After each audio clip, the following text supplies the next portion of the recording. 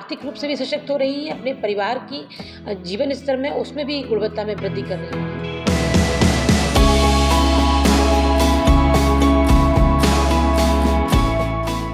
आपकी प्रेरणा क्या है? अंतर्राष्ट्रीय महिला दिवस पर सर्वप्रथम हमारे देश की सभी आधी आबादी को बहुत-बहुत शुभकामनाएँ और जो है मैं सभी के लिए से आशा करती हूँ कि सभी महिलाएँ जो हैं वो अपने जीवन में जो भी उनके निर्धारित लक्ष्य हैं उनको प्राप्त करें और उत्तरोत्तर प्रगति करें। मिर्ज़ापुर जनपद की समस्त महिलाओं को भी मेरी बहुत-बहुत शुभकामनाएँ। आप जिलाधिकारी हैं, तो कभी आपको किसी महिला का सहयोग करके कैसे कोई महिला कुछ किया आपने? कुछ ऐसे? जिलाधिकारी होने के नाते और एक महिला अधिकारी होने के नाते मेरा हमेशा सदैव ये प्रयास रहता है कि मेरे जनपद की या जो भी महिला यदि उसे किसी भी प्रकार की आवश्यकता है और उसको सहायता करने में हम किसी प्रकार से सक्षम हो सकते हैं तो निश्चित रूप से करें और उसको किसी भी प्रकार से सामाजिक, आर्थिक, राजनीतिक सशक्तिकरण की दिशा में आगे बढ़ने के लिए जो भी सहयोग शासन प्रशासन की तरफ से हो सकता है उसको देने के लिए सदैव हम लोग प्रयासरत रहते हैं। उभरते यूपी में महिलाओं के लिए क्या बदलाव आया? जो भी शासन प्रशासन की प्राथमिकताएँ हैं और योजनाएँ हैं, उनके अनुरूप न केवल मिशन शक्ति और मातृ शक्ति बंधन के आधार पर उनको सुरक्षा में के विभिन्न प्रावधान उपलब्ध कराए जा रहे हैं और उनको अपने आत्मनिर्भर बनने के लिए भी राष्ट्रीय ग्रामीण आजीविका मिशन, शहरी आजीविका मिशन या विभिन्न स्वरोजगार योजनाओं के माध्यम से अपने रोजगार को सृजित करना, केवल स्वयं के लिए रोजगार के अवसर सृजित करने की बल्कि अपने जैसी अन्य महिलाओं के लिए भी रोजगार के अवसर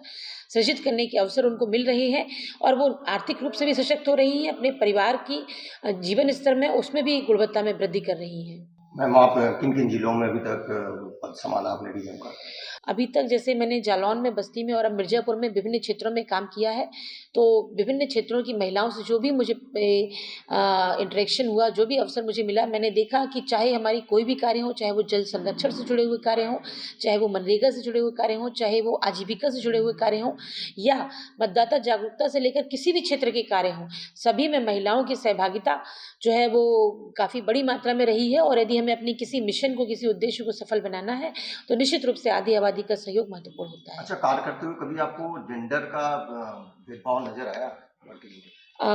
अभी मुझे व्यक्तिगत तौर पर तो इस तरह की कोई समस्या नहीं हुई। हाँ, लेकिन मैंने अपने आस-पास लोगों को इस तरह की समस्याओं का सामना करते हुए देखा है और सदैव शासन और प्रशासन की तरफ से हमारा प्रयास रहता है कि किसी को भी इस प्रकार की समस्याएँ ना हों और यदि उनको समस्या है तो उसके समाधान में हम पूरे तौर पर सहयोग करें। निश्चित रूप से महिलाओं के लिए बहुत ही सकारात्मक अवसर बने हैं और अपने जीवन के विभिन्न क्षेत्रों में वो आगे बढ़ रही हैं, चाहे पढ़ाई हो, चाहे सेना का क्षेत्र हो या कोई अन्य क्षेत्र हो। तो पुनः मैं सभी महिलाओं को शुभकामनाएँ देती हूँ, उनको अपने जीवन में जो भी उनके लक्ष्य हैं, उन्हें प्राप्त करने के लिए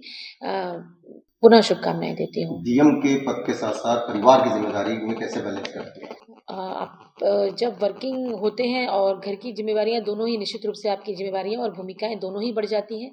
और उत्तरदायित्व भी आपका बढ़ जाता है कि आपको दोनों ही क्षेत्रों में उतनी ही ऊर्जा और योगदान के साथ अच्छा करना है। तो चुनौतियाँ तो बढ़ती हैं लेकिन मेरा ऐसा मानना है कि यदि हम लोग प्रयास करें तो कोई भी चुनौती बड़ी नहीं होती।